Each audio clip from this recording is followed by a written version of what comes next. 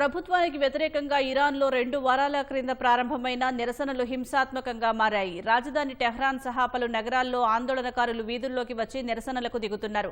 వారిని నియంత్రించే సందర్భంలో పలు చోట్ల జరిగిన హింసాత్మక ఘటనల్లో ఇప్పటి వరకు 72 మంది మరణించారు. వీరిలో పిల్లలు, భద్రతా సిబ్బంది ఉన్నారు. 2300 మందికి పైగా ఆందోళనకారులను పోలీసులు అదుపులోకి తీసుకున్నారు. శుక్రవారం రాత్రి పలు చోట్ల ఆందోళనకారులు వాహనాలకు నిప్పు పెట్టారు. రాజధాని టెహ్రాన్లో కార్యాలయాలు, వాహనాలు మంటల్లో కాలుతున్న దృశ్యాలు సామాజిక మాధ్యమాల ద్వారా బయటకు వచ్చాయి.